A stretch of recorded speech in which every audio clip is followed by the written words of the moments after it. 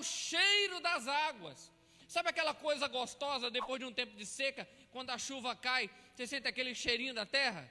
Sabe aquele cheiro gostoso de chuva? Aquilo não dá para comprar, nem a Jequiti não vende, aquele cheiro de chuva gostoso, né? E aquilo dali, para quem planta, pensa, e para muitos isso é chuva, para quem planta é sinal de colheita, é totalmente diferente, a visão é outra. Ao cheiro das águas brotará, mesmo no meio da dificuldade.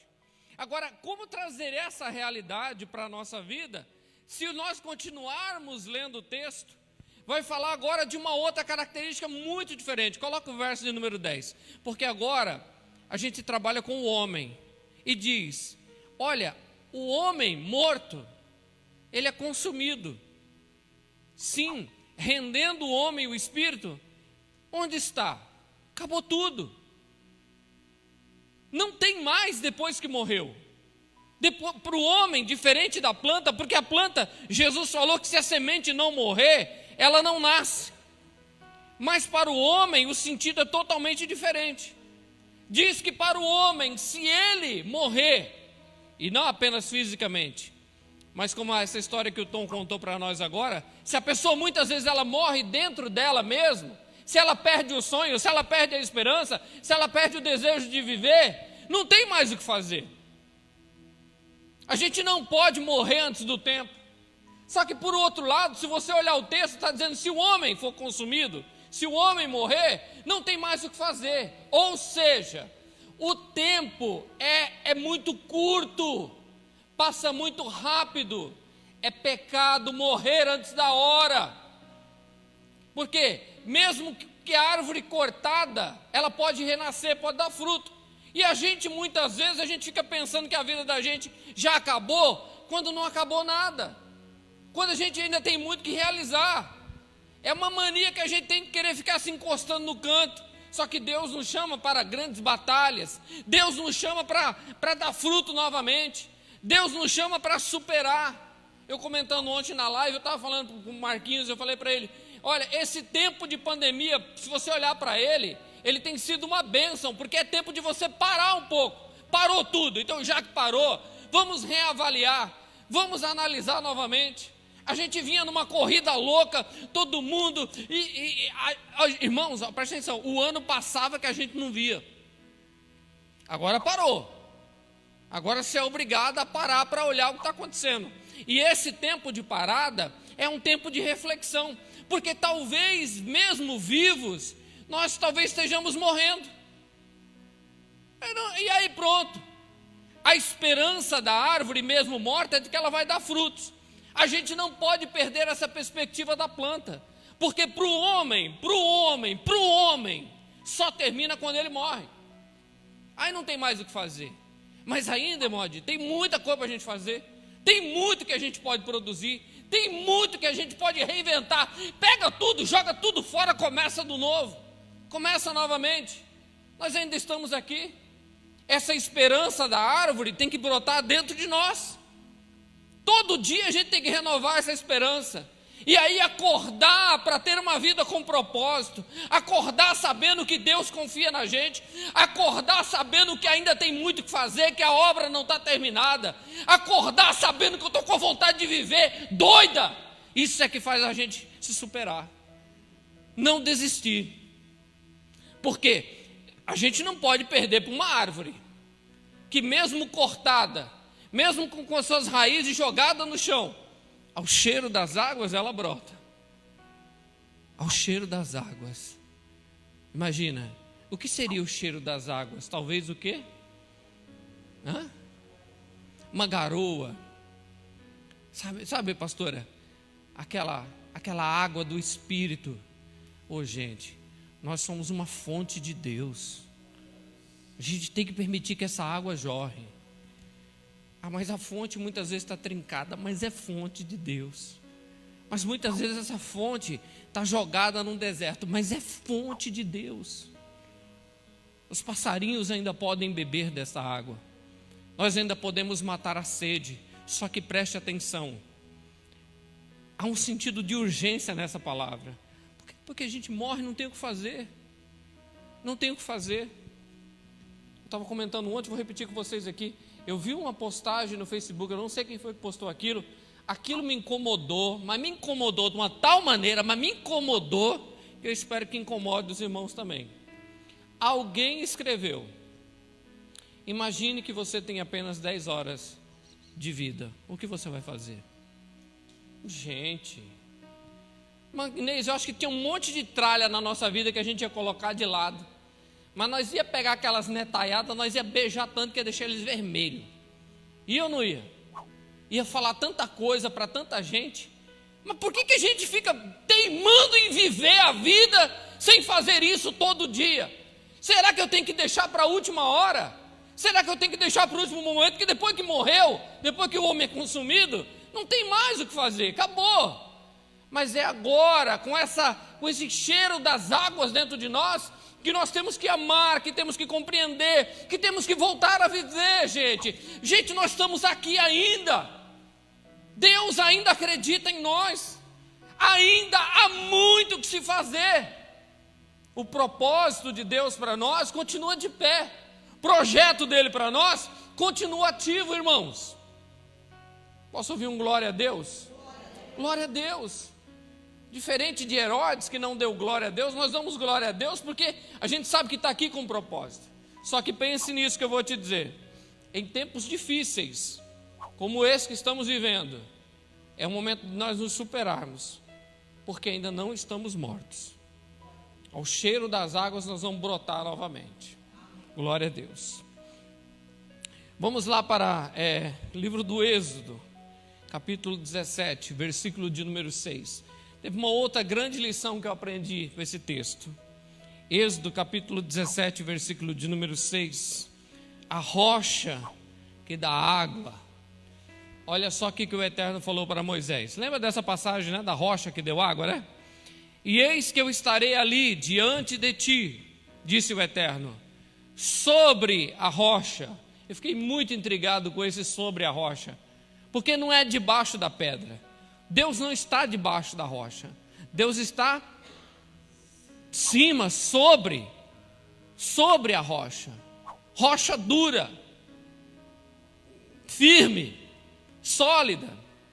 E ele diz: estarei diante de ti sobre a rocha, em Horebe, e tu ferirás a rocha, e dela sairão águas, e o povo beberá. E Moisés assim fez diante dos olhos dos anciões de Israel. Fiquei pensando, Deus, como é que funciona esse negócio? A rocha que dá água? Sim. Fiquei pensando, como é que pode tirar algo tão frágil, sem solidez nenhuma, porque a água não tem solidez nenhuma. Como que pode isso? Eu fiquei vendo, e eu quero que vocês escutem isso. Talvez você conheça pessoas que têm um coração duro como pedra. Mas eu quero que você saiba que dentro dessa pessoa existe beleza. Talvez seja apenas uma capa, talvez seja apenas uma defesa. Dentro mesmo daquela alma tem água pura, tem água boa. É maravilhoso como Deus usa esse tipo de elementos para trazer característica das almas. Você vê, né? A própria palavra diz pelo profeta Jeremias: eu vou tirar de vocês o coração de pedra e eu vou dar para vocês um coração de carne. É possível isso, irmão? Vocês acreditam nisso? Eu também acredito nisso, irmão. Tem gente que às vezes tem coração duro, mas não é não. A verdade é que é manteiga derretida. É aquele coração fácil que você encontra. E eu fiquei pensando isso. Meu Deus, como é que é isso? Tirar água de pedra. E Deus falou para mim, pastora, eu estou querendo dizer para você que eu sou a tua provisão em tempos difíceis, nos momentos mais difíceis da vida, de onde você acha que não vai sair nada. Não é possível, vai sair. Não é a gente, é Deus. Mas Cláudia, a gente não pode, Deus pode. Não tem o que falar, gente. Está claro. Se ele consegue tirar água de pedra, o que ele não pode fazer nesse tempo? O que ele não pode fazer nessa realidade que a gente está vivendo?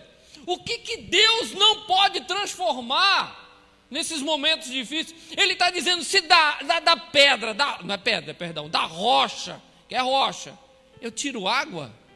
Imagina o que ele não pode fazer. Em tempos difíceis, Deus é a nossa provisão. Ele é sempre a nossa porta de escape. E todos beberam. Todos beberam. E às vezes a gente não entende que mesmo que a gente pareça que tem um coração duro, Deus talvez esteja nos batendo nesses tempos para a gente poder realmente tirar a água para dar para quem está precisando. Moisés não falou com a rocha, ele bateu. Ele bateu. Às vezes a gente apanha. Às vezes a gente apanha para Deus tirar o melhor de nós. Em tempos difíceis, né? Deus corrige quem, irmão Henrique? Aquele que ele ama. É tempo de correção? É tempo de dar água. Água viva. Amém, queridos? Então você pode achar bondade em corações de pedra. Terceiro, a sarça que não se consome. Êxodo capítulo 3, versos 3 e 4. Êxodo capítulo 3, versículo 3 e 4. Isso aqui também é maravilhoso. E Moisés disse: agora me virarei para lá e verei essa grande visão. Por que ela não se queima? Verso 4. E vendo o Senhor que se virava para ver, bradou Deus a ele, Moisés, do meio da sarça, e disse: Moisés, e ele disse: oi, Senhor, eis-me aqui. Sabe, irmãos, a gente não pode deixar que as dificuldades externas destrua aquilo que a gente tem de bom internamente. Sabe por quê? Porque quando a gente é contaminado por dentro, não interessa como você esteja por fora. A sarça, ela queimava por fora, mas dentro dela tinha água viva. Dentro dela era verde. Não importa quanta pancada a gente receba, a gente não pode perder a essência. Não pode perder. Não é o que aconteceu comigo. Não é de onde eu vim. Isso não importa. Importa quem somos. E aí, irmãos, o fogo pode vir. A doença pode vir. A difamação pode vir. A calúnia pode vir. Mas a gente não pode deixar entrar dentro de nós. A gente não pode permitir que isso entre aqui dentro. Porque senão a gente acaba queimando por dentro. E quando a gente se queima por dentro, não tem salvação. Moisés falou: como é que pode? Queimam por fora, mas não se consomem. Pelo contrário, não se queima, não se destrói. Escuta o que eu vou falar para você. Os outros bater na gente ainda vai, mas a gente se punir por causa dos outros, você não pode se queimar. Se queimar. Os outros podem atacar fogo na gente, irmão Henrique, mas a gente não pode se queimar, se prejudicar, se flagelar. Uma das coisas mais difíceis com relação ao perdão não é liberar perdão para os outros. Difícil liberar perdão para si próprio, muitas vezes. A gente às vezes quer carregar uma culpa do mundo inteiro nas nossas costas. Mas a sarça, ela queimava, mas ela não se permitia se queimar. Entendeu, irmãos? Se mantenha vivo dentro de você. Mantenha a chama viva. Como o cheiro das águas, você vai brotar. Você ainda vai dar muito fruto. É Deus que está dizendo isso. Nós vamos produzir muitos frutos ainda. Este é um tempo de renovação para nós. Esse é um tempo de renovação para a nossa igreja. A minha esposa Adriana, ela falou uma coisa para mim, ela nem sabe que eu vou falar isso. Mas a minha esposa Adriana foi muito feliz quando ela me disse assim, essa semana, não sei em que momento ela disse assim, não há sabedoria em teimar sobre algo que aconteceu quando a decisão não foi nossa, a decisão foi de Deus. Para que ficar se questionando quando é Deus que tomou a decisão? Pensa comigo. Pensa. Nós não temos o poder. Se assim Deus quer, assim Deus faz e pronto. E tudo, faço questão de dizer isso em vida, diante de vocês, dos homens e dos anjos. Até o diabo, se quiser, pode ouvir isso. Tudo que Deus faz é bom. Mesmo que a gente não entenda. E aí eu me ajudo a não me punir por causa disso. Que às vezes, irmão Felisberto, presbítero Felisberto, a gente fica querendo jogar nas nossas costas. Mas onde será que eu errei? O que será que eu fiz de errado? E não é a gente. Não se queime, não se magoe, não se machuque, não se degladie. Não. Entenda, eu sei que está queimando, mas aqui dentro não. Aqui dentro está verde, aqui dentro tem água pura. Glória a Deus. Essa é uma característica da nossa alma, irmã Cláudia. Porque a gente fica pensando assim, irmã Cláudia, mas, né, irmã Cláudia, será que eu errei? Onde eu estou errando? Para, gente. A gente não está errando nada, nós estamos procurando fazer o melhor. Só que a gente não tem o poder lá fora. E outra coisa, a gente não entende. A gente não entende os desígnios do Criador. Mas a gente tem que aprender a ter percepção. É aquela coisa, vamos voltar lá para a água, né? Você não precisa ver a água, só o cheiro. Você tem que sentir, falar, não, isso aí está no controle de Deus. Se está no controle de Deus, é o melhor para a nossa vida. Aleluia. E eu vou terminar com Êxodo capítulo 15, versículo 23. Vou terminar, que são 4 aspectos da alma. Êxodo capítulo de número 15, versículo 23. Isso aqui também mostra uma outra característica muito interessante da água. E aí eu quero usar o Tom como exemplo, já que ele deu esse testemunho agora, que o Tom ele se enquadra, assim como todos nós, mas como ele falou isso, se enquadra nesse texto. Diz que chegaram a um lugar chamado Mara, mas não puderam beber as águas de Mara, porque eram amargas. Por isso, chamou-se o seu nome Mara. Você chega naquele local e a situação está feia. Sabe quando você chega ali? Parece que está tudo morrendo, parece que não tem vida, parece que a pessoa está desistindo. Sabe? Chegou ali. E o que aconteceu? Verso 24. O povo murmurou. Contra quem?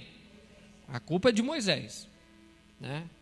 Acho que Moisés era tipo o Bolsonaro da época. A culpa é de Moisés. Dizendo, o que a gente vai beber? Clamou ao Senhor e o Senhor mostrou-lhe um lenho que lançou nas águas, e as águas se tornaram doces. Ali lhes deu estatutos e uma ordenação, e ali os provou. Veja o que o Senhor fez. O Senhor, muitas vezes, irmãos, Ele usa a nossa vida para ser. Não está dizendo que era árvore, era um galho. Evangelho de João capítulo 15 diz, eu sou a videira verdadeira, vocês são apenas os ramos. Todo ramo em mim que não produz fruto, ele corta. Neste momento, Moisés pega um ramo, um filho, um discípulo, alguém que está conectado a Deus, e joga no lugar amargo. E quando você chega no lugar amargo, aquele local se torna doce. Você tem o poder de levar a vida, porque você tem a vida dentro de você, como aquela planta, você tem água viva dentro de você, e você pode transformar o salgado em doce, o amargo em doce, a amargura, a vontade de morrer, a decepção, a depressão. Quando você chega naquele lugar, você está levando vida para aquela pessoa. Aí é muito interessante isso, que eu estou entendendo isso hoje muito, porque o Evangelho é assim, à medida que você vai estudando, você vai crescendo, você vai falar, meu Deus, como é que eu nunca vi isso na minha vida? Agora que eu estou entendendo, não está escrito em lugar nenhum da Bíblia, e tem milhares de pregadores que erram todo dia com esse texto, não existe lugar nenhum da Bíblia que diz que você tem que dar fruto, não. Não tem lugar nenhum na Bíblia, você não tem que dar fruto. Porque, como disse o presbítero Felisberto, a glória é de Deus. Agora, através de você, se você tem Cristo, se vós estiverdes em mim, e as minhas palavras estiverem em vós, aí vai produzir fruto. Quem produz fruto é Deus.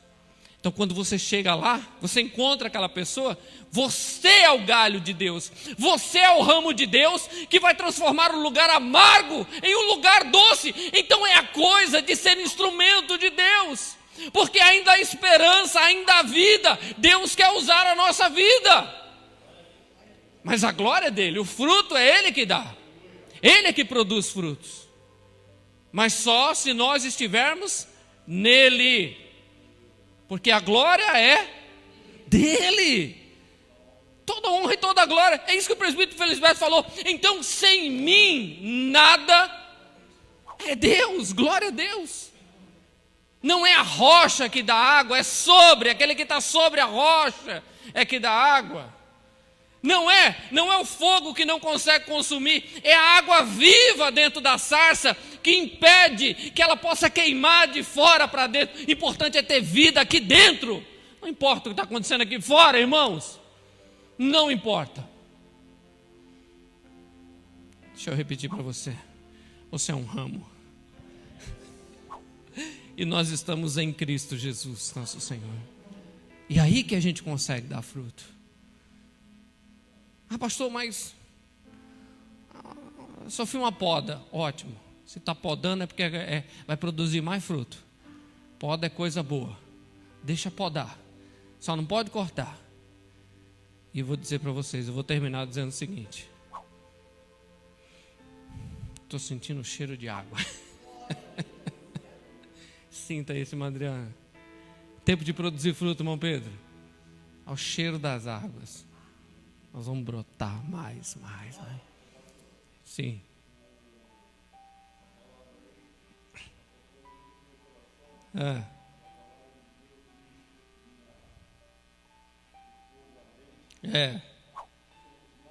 Sim. Amém. Então, o fogo que eles colocam em nós vai servir de luz para guiar aqueles que estão na escuridão. Fique em pé em nome de Jesus.